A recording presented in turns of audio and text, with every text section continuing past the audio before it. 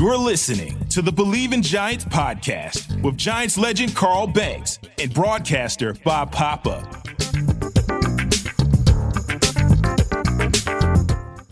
Welcome to another edition of Believe in Giants. Bob Papa, two-time Super Bowl champion Carl Banks, and Giants hit their bye week, and everybody's happy. Players get some time off. Coaches will get some time off. 2 wins in a row, Carl, and it was an odd game on Sunday, but you know what? It's not an art show. It's a win. It's not an art show, and it's a win. Like you said, it's a win and loss business, Bob, and you take them however you can get them. And, you know, you had 2 bad football teams playing, and one team did enough to win, and the other guy missed his field goal. Field goal kickers get paid too, you know. And so you tip your hat to these players, these Giant players. They've really stepped up on their third quarterback. But when you look at what this defense has done over the last few games and creating double-digit turnovers, it's impressive. And that means that they're being complimentary, Bob. And again, I go on this platform, and we try to call it as straight as possible. And I've been uber critical of the offensive line. Yeah. Or let me just say of the offensive line performance, right? Because I very rarely will mention a name unless it's something egregious. But their performance had not been great. And I said it's not sustainable. And I said that, you cannot let free runners get to your quarterback no matter who he is, if he's Houdini or not. I'm giving credit where it's due, because this offensive line over the last couple games has been much, much improved. And I say that, and people say, how can you say they're improved? They still gave up X amount of sacks. Well, here's the thing. There were no free runners like they were in the early part of the season. They weren't turning guys loose. Now, I'm not telling you that there is still not a talent deficit, but it helps a quarterback tremendously navigate the pocket when you got guys blocked, or you got guys trying to block the guy that they're supposed to block, as opposed to just turning guys loose. And that is, I give this offensive line a great deal of credit. Probably helps that Andrew Thomas is there. Yes. But from an assignment standpoint, they are much improved. And yes, they're still giving up sacks, and that's a talent issue. They still have to upgrade talent. But the way they're playing and allowing the quarterback to navigate the pocket to the degree that he can, I think is improvement. So I just want to, I want to give a hat tip to those guys too. Yeah, I mean, I think one of the things about it is all these sack numbers, all the sacks that DeVito's taken, and now over a 4-game span or whatever it is. It's by far the most in the NFL. Some of it's on him, some of it's on the tight ends, the running backs, whatever. But you're right. It's the sacks are coming when, guys are beating their guys pressure-wise. They're not holding up, right? Yeah, they're not holding up. They're holding up enough for him to start to at least take off or protect himself, which is allowing him to protect the football. Like he's not getting the Lawrence Taylor hit on Jay Schrader from the backside, or the one that Daniel Jones actually took earlier this year that hurt his neck. Yeah. Not getting any of those whiplash shots. And, he made some really nice throws to Jalen Hyatt in this football game. Obviously hit Hodgins on that one pass play, gave him an opportunity to get a touchdown. Like he did have a couple drops in the game, did DeVito. And he missed some, like going back to look at the coach's tape. Like they had one where they had Slayton lined up in the slot and they're in shotgun. And he might have been a little bit too locked in on the receiver that was split wide left and doesn't see Slayton on the deep over. But he'll learn about that. It's almost like he took like an extra half step on his drop back, and that was just enough for pressure on the right side to force him in. Sure. But that's learning stuff, right? You just go to the tape, you look at it, you understand it, and you realize, hey, I might have that again. I got to cut that loose. I got a message for our fans out there. Football's back. BetOnline's your number one information source for all your sports wagering info with up-to-the-minute stats, news, scores, and matchup breakdowns.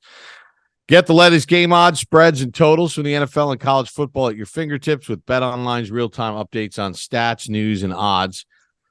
From week 1 all the way to the college football playoffs and Super Bowl, BetOnline is going to give you access to the best football promotions and contests available anywhere online. So head to the website today or use your mobile device. Get in on the action. Remember, use the promo code BELIEVE, BLEAV, to receive your 50% welcome bonus on your first deposit. BetOnline, where the game starts. Sure, and that, I guess that is the advantage of being a mature rookie. You know, he'll be able to process that and make those adjustments. But you know, the reason he was undrafted is, you know, there's several reasons why, but he still earned his way onto a roster, and he's going to make a nice career for himself. And because he has the ability to make those corrections. And I think the most admirable attribute that he has right now, he ain't turning the ball over. He's key. Giving his team a chance. So look, we can celebrate Tommy DeVito, and it's been fun. It's been exciting, and the team is rallying around him. But it starts up front. This is not even a but. This is, by the way, it starts up front, and those guys are doing a much better job. And again, they're punching in their weight class, you know, and you know, these are the games that we expect them to compete in and to come out victorious. But they're still a talent deficit. They can't run the football the way they should be able to, because if they could, they'd probably have a larger margin of victory and probably more points on the board. I think when Evan Neal comes back, that gives them a little more punch up front. But I think, and here's the other thing too, Bob. They found something on the perimeter runs. They've hit them since the Dallas game. Late in the Dallas game, they started to hit those perimeter runs, and it gave some real good run lanes to Saquon Barkley to get wide and get vertical. They did it last week against Washington, and then they did it against the Patriots for 2. They popped 2 big runs on them. And then all of a sudden, the Patriots start slanting the line. Well, the natural counter to that, which I think the Giants will get to after watching the film, is put in a little bit of a cutback. You know, let them start that way and belly all the way back, because the defense is going hard to try to stop Saquon Barkley. And that is the natural. You don't have to do anything different other than maybe turn one guy back. Right. And he's off and on his way. But you can't you can run it, but teams are going to compensate for it. So that's the next part of the growth of this team. And, you know, even in a lost season, you have to grow. You have to get better at things that you're going to be evaluated on going forward. You know, the thing about DeVito, just kind of putting this all into context, is I think everybody, you know, it's fun, you know, the Italian kid from New Jersey and Don Bosco and all this other stuff. And, you know, he's undrafted. But, you know, there's another component to this that, you know, we can't forget, right? Tommy DeVito didn't make the Giants practice squad from Don Bosco Prep, or from community college in New Jersey. Like, he was, you know, making sandwiches in a deli and playing at some community college in New Jersey, and then, you know, they got the Vince Papale tryout, and he shows up and he makes it. He did play 5 years at Syracuse, which the last time I checked was in the ACC. And then he played his last year college ball at Illinois, which the last time I checked was in the Big Ten. Yeah. So it's not as if, you know, he's literally like Vince Papale or anything. He's played at a high level. Yeah, he's played at a high level. And we must acknowledge that. You get to the league because you can play. He's no like you say, he's no Papale story. He's a guy who's earned his right onto a roster, and he's played at a high level in college. Correct. I mean, even like, Victor Cruz played at UMass, which is not on the same level as Syracuse and Illinois for sure. So good for Tommy DeVito. You talked about this defense. Look, we understand about this defense, right? They swarm, they create opportunities for turnovers, and when they're going against, you always talk about this weight class thing. They're taking advantage of the opportunities that are given them. Obviously, when they've gone up against some of the better teams, specifically the Cowboys, it's been a big issue this year. But I like the development of the young players. I mean, yeah, you look at what Devontae Banks is doing for this team right now. Flott has emerged as a guy that really McLeod and I remember being in Detroit and Wink Martindale when the Giants were practicing there, and Wink was talking about guys on the defense or whatever like that, and he's like, you watch. He goes, Jason Pinnock is going to just keep getting better and better. And remember, Mike, we always talk about how the Giants draft has failed in a lot of over a long period of time. Mm-hmm. Well, if Micah McFadden continues to grow and continues to improve as a player, let's not forget he was a 5th round pick. He wasn't a 1st round pick. Yeah. And he's a 5th round pick with a stud guy playing next to him, developing into a nice player that I think if you're a fan, you got to be excited about what the potential is and what's the upside there. Can we just stop right there and just focus on a 5th round pick that was evaluated as a NFL player at linebacker to upgrade your room? We've been looking for a linebacking core for the Giants for 10 years, since Antonio Pierce, probably. Kavika Mitchell. I'll give Michael Boley his props too, because he won. Boley was a free agent though. Right. Yeah. How many drafts have we seen 5th rounders come and go, never really even see the field? And yet you look at the talent that has been evaluated with this regime, and you say, okay, they're obviously doing something different. Because obviously Micah McFadden didn't do enough in college to warrant a 3rd round pick or 2nd round status. But I bet you what they saw is the exact same thing I've seen from day one. And he knows he's a linebacker and he knows how to find the football. And he can stand up on the edge and he can rush. He can blitz off the edge. But the number one attribute when evaluating linebackers, the number one attribute he should have, if he ain't got it, don't tell me about his body, don't tell me how fast he is, and don't tell me how much he bench presses. If he can't find the effing football when it's snapped, that's all you got to do. If you want to see if a linebacker can play, cut on the film, watch the ball get snapped and see what he does. If he's moving towards the football, then you say, okay, now I can evaluate him on the rest of his skill set. If he ain't doing that, you're wasting time. And there's been a lot of waste of time at that position. And we were sold, oh, he's fast, or, oh, man, he runs the 40 and X, Y, and Z, or can't find the football. Yeah, and McFadden's gotten better at now, when finding the football, getting his man to the ground. Yeah, I mean, that's the easy part. That's the easy part. I mean, once, and I'm not going to say it had anything to do with me, but I just kind of put him aside when we were in Arizona. And I said, just bring your pads with you. You're a linebacker. It feels good to make those type of tackles.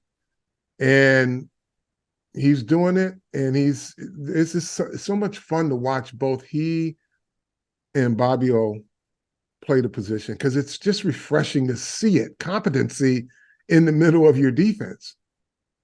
Yeah, I mean, listen, McFadden's got 72 tackles, a half a sack, got an interception. He's got 10 tackles for losses. He's got 5 hits on the quarterback, 3 passes defended. Mm-hmm. 3 special teams tackles, and then Okereke's got 113 tackles, 2 interceptions, 4 forced fumbles, 9 tackles for a loss, a couple of quarterback hits, and 8 passes defended. That's what you're getting out of your 2 inside backers. That's production. It's been a long time since we've seen Giants backers, especially the inside backers, have numbers like that. Yeah, that's a long production. time. That is production, and that is a tribute to Joe Schoen and his staff of evaluators. They obviously taking a different approach to how they look at talent. Brandon Brown. I mean, I really do hope that we can get our fan base a chance to sit and talk to those guys. And I tweeted that I wanted to do a Spaces. Well, we talked about it here, and have either Brandon or Joe on and just talk about the process of how they evaluate, because it's different. And like you said, between Joe and Brandon, there are no short answers. You ask a question, you're going to walk away a lot smarter than you thought you'd be when you asked that question, because they don't give you short answers. No. Yeah, they're not cute.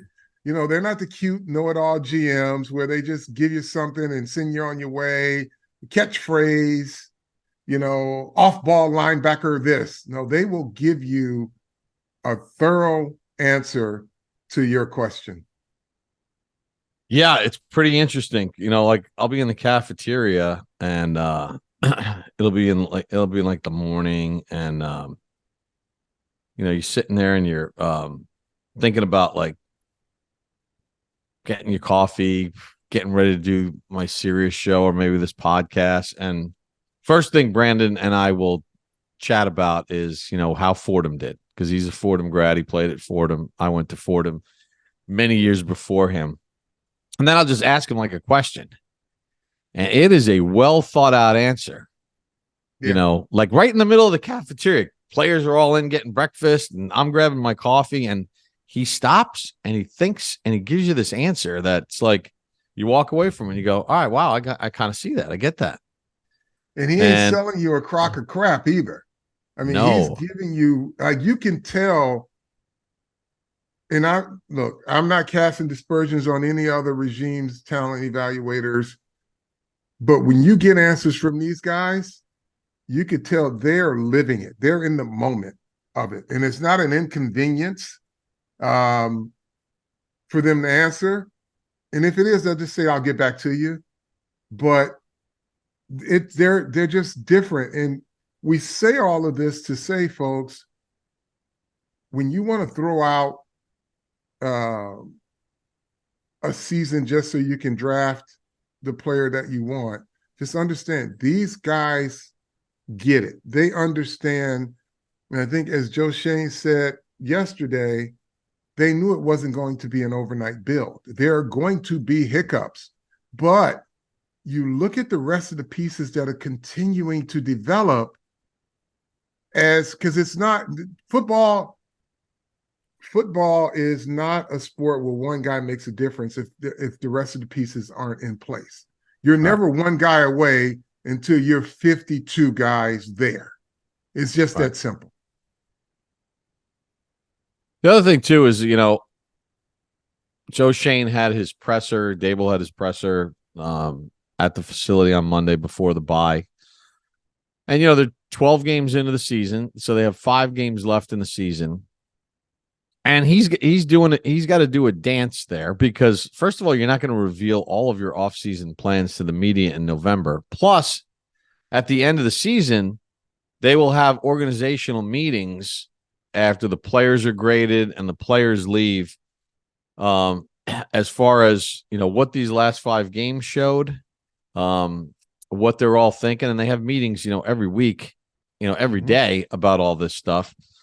But, he was a little coy in, what his thought process is, and rightfully so. I mean, you're not going to reveal everything that you're thinking or feeling in these press settings. But, one of the things I really admired about Joe Schoen is, look, the Giants have stabilized their punt return system with Gunnar Olszewski. And he admitted, he said, look, that's on me. Like, we made some decisions, and could we have done it again? And we thought what we saw out of Gray in college might translate for punt return. And then, he was asked about Jamison Crowder, who's done a fine job for the Commanders. And then they finally got Oshevsky in there. And he said, look, hey, that's 100% on me. We needed to do a better job of sort of addressing that problem sooner, or whatever the case might be. And I think if you're a fan, you got to at least like that openness that he shared with everybody about that specific situation. Accountability, Bob. Accountability. It's a good point. It's a good word. Hey, can I take this in a different direction? Because we do the Giants post-game show right after the game. We're a part of it. And I thought you made some very intelligent points. Jay Glazer, who we've known for a long time, broke this story about the tension and the in-house hostility between the head coach and the defensive coordinator. And, Dabes diffused it after the game. He just said, our biggest argument's about the last slice of pizza or whatever. You played under Bill Parcells, who was known to wear out assistant coaches. Yeah. But this was in an era before social media, before things got out. So if there was something, you'd have to wait until the next day to read it in a newspaper. Didn't always have the same kind of traction. And then not the same kind of instant reaction.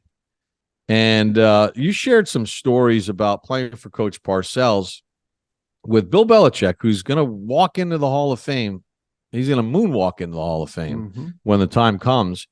That what was reported by Jay Glazer, whether, however true it is or where the truth lies in all of it. But this is really not that uncommon. No, it's not. The coaches that I've been around, it's not. I've had, I've witnessed on more than one occasion per season in multiple seasons, Bill Parcells firing on the sidelines, firing his coordinator.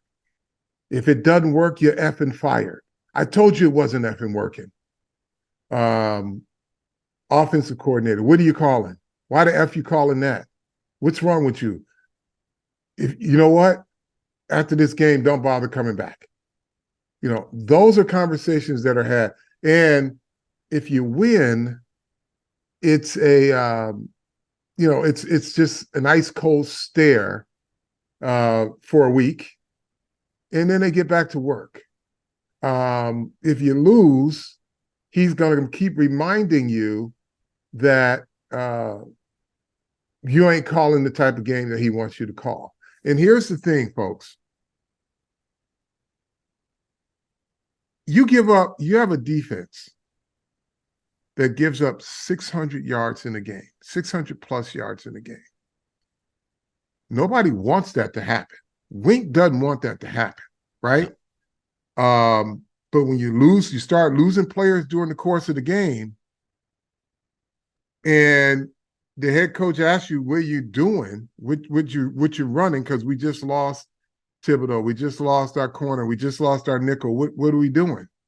And you're not giving the right answer, but you're still running the same play. Head coach is going to be pissed off. That's what happens, right? And it's Wink Martindale's defense.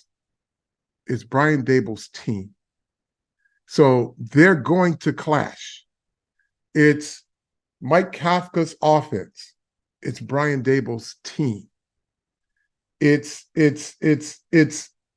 all the coordinators from special teams, offense, defense.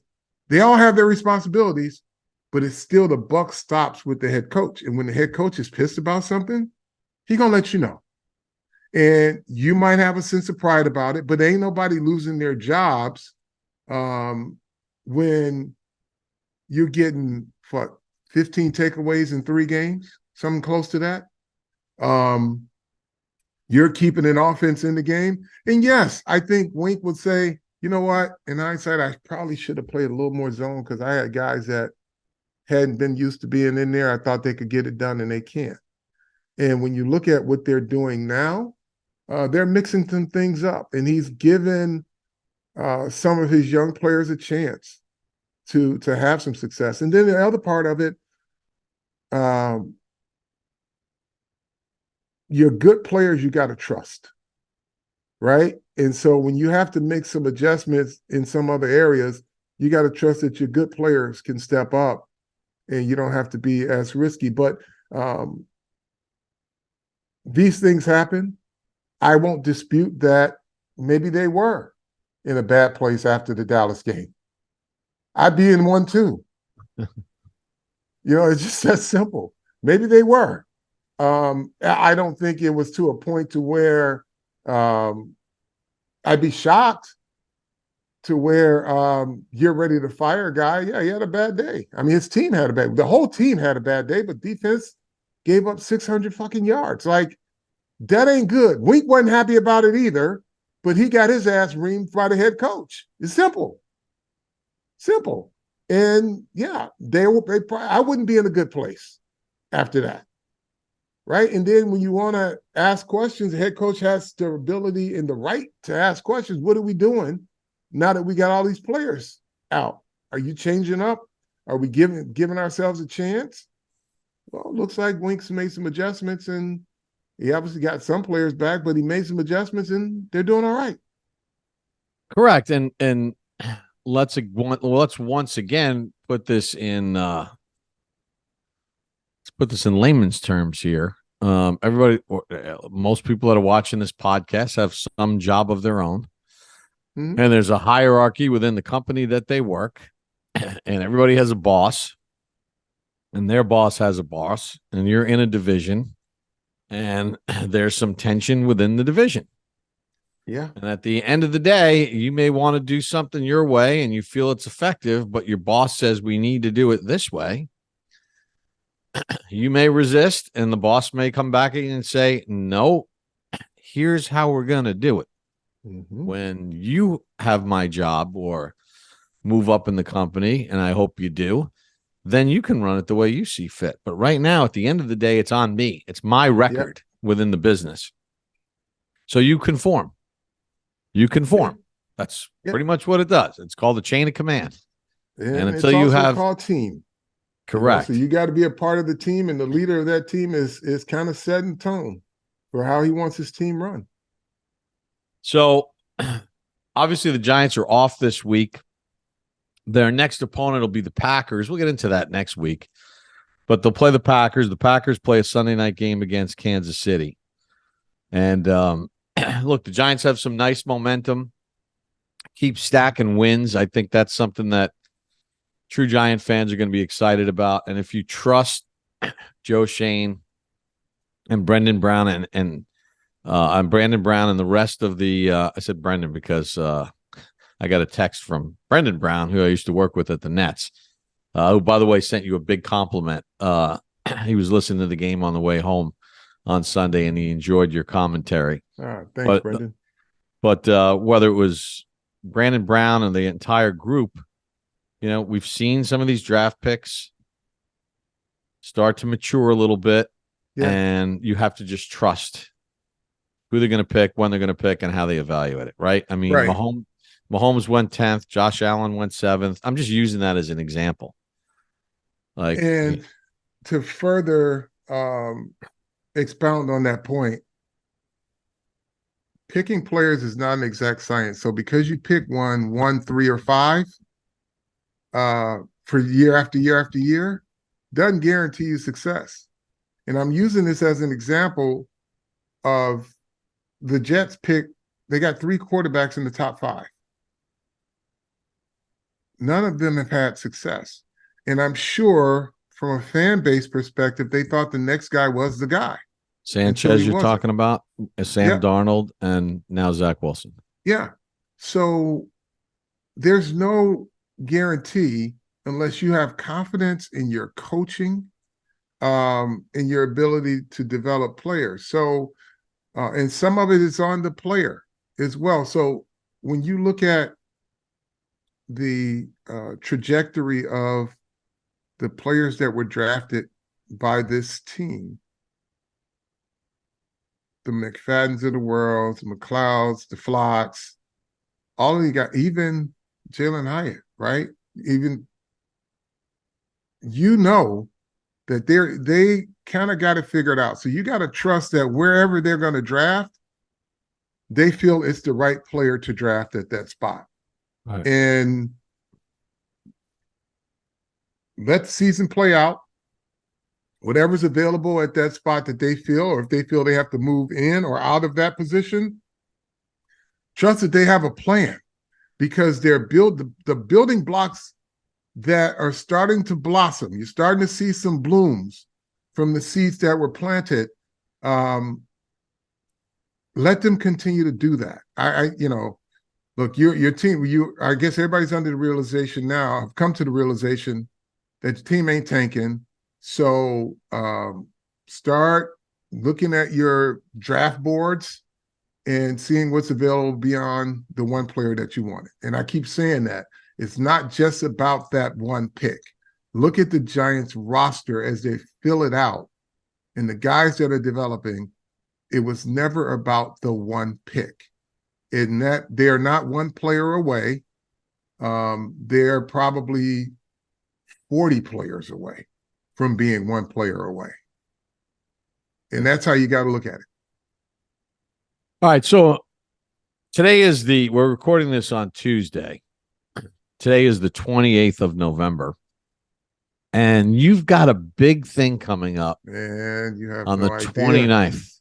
Yes. Black Ice, the starter brand NHL look for the National Hockey League. And you got a lot of cool things going on at the store. If you guys are in town, and by the way, everybody that has sent me their vintage starter hockey stuff, I have your email. I mean, not your email. I have your post. I saved them, and I will be DMing, getting addresses, because I want to send everybody a little something from the Black Ice collection. But we dropped the Black Ice collection at the NHL flagship store tomorrow. It's a day party, so come out. It's from 2 to 7. It's a lot of fun stuff. So my friends, Don LaGreca and Michael K from the Michael K Show are broadcasting live from the event. I've got the Islanders DJ, the lovely DJ Rhea, is doing all of the music. And man, I got a special guest who's going to be there. I get a chance to interview him, Johnny Lazarus from the Blue Crew, our own Believe family. But that's not my biggest guest. But I wanted to make sure that the Blue Crew was there representing Believe. And if you guys are hockey fans, tune in to the Blue Crew. They talk Rangers, all things hockey, but Rangers. But my big guest, PK Subban. Ooh. PK Subban is going to be in the house. He's going to sign a few pucks. He's going to answer a few questions. He's going to hang out. So if you guys are in town, and if you got people coming to town for the tree lighting, they can come to this party first and then go to the tree lighting, or come to this party first and go with me to a Rangers game, because I'm taking a few people with me to the Rangers game as well. What, the Rangers play tomorrow night? Yes, sir. So we're taping this on the 28th. This is Wednesday, the 29th. Obviously, 29th. People download the podcast and they'll watch it later in the week, and they'll be like, "Well, wait, when is it?" Well, then you missed it. If you're watching this on Wednesday night, the 29th, then you missed the event. So you got the Michael K Show there. Yeah. You have our buddy Don LaGreca, who fills in on Rangers radio, doing the play-by-play on the Rangers. And you're going to have Sirius. I'm a crazy Rangers fan. Like, the Rangers and the Yankees are the two teams that I can sit and watch, on a night in, night out basis. And I'm no different than a Giants fan. I have crazy theories about things that go on with the team. I have wildly passionate feelings about players on the team one way or another. It's irrational. I'm a fan. of those two teams. It's my release. It's my sports release because I work so many other sports where you have to look at it through the professional eye. But for the Rangers, because I don't do anything in hockey and I haven't for a long time, and the same thing with baseball with the Yankees, I can just kind of let myself go. So I'm excited about this event. Yeah. Oh, and guys, if you're listening to this podcast today, the 28th, tune in. Follow us on Twitter anyway, on X. I got a really cool Black Ice spot. Speaking of Don LaGreca, we did our Black Ice commercial that we did. Don LaGreca murdered it. He was. It's called. It's the name of the commercial is called The Call, and you'll see why it's called The Call. But it is just ridiculous, and it'll get you excited about this collection and about this event, about all things Black Ice. It's really cool. You gave me a sneak peek. It's really awesome. It's well done. It's well edited, well shot. LaGreca does kill it. So do the actors that you have. Well, listen, those are real life hockey players in this, but they are your average Joes. And Nicole, our coworker at the Giants, her two sons grew up playing hockey. And then I got Nikki Sticks, who drives a Boar's Head meat truck, who is a pretty good hockey player back in the day. So we got the boys together, and Don makes the call. It's gonna be pretty cool. Pretty cool. So you got a bunch of DeVitos now for the hockey thing too. There we go. Jersey guys. Oh, by the way, just in wrapping it up, you had a great line on the post-game show when we were talking about the win against the Patriots and the Giants defense and the god-awful quarterback play that the Patriots have. Tommy DeVito was by far, and you don't even have to be a Giants fan to say this. A Patriots fan would say this to you. Tommy DeVito was by far the best quarterback on the field at MetLife Stadium on Sunday. I mean, it's not even close. Bill Belichick might agree with that. But what was the term that you dubbed after the game? Well, because Bill Belichick doesn't lose to rookie quarterbacks, I said, well, Belichick and the Patriots got DeVito'd. Let's see how many other teams can get DeVito'd. Yeah, he got DeVito'd coming off a bye, too. Yeah. He wished he had DeVito after watching his guys play. I'm sure. Yeah. All right, so good luck with the event. Wednesday, November the 29th, 2 to 7 p.m., NHL store in Manhattan. Yep, right behind Penn Station. It's the Monahan, like on 9th Avenue. If you're on 9th Avenue going downtown, you'll see it. It's in Hudson Yards, basically. Gotcha. All right. 2 to 7, be there. I'm taking a few people to a Rangers game with me too. So, and all the folks that posted their vintage starter hockey, we'll be DMing, and I'm getting your address and I'm sending you a piece of the collection. If you're not in New York and you need to get the Black Ice, Rangers.com, lids.com, starter.com, yourfavouriteteam.com will have it. All right, that's cool. I wish I was in town for this thing. That would have been fun. It'd be good. All right, how do we like to end it? Tell a friend to tell a friend. Believe in Giants.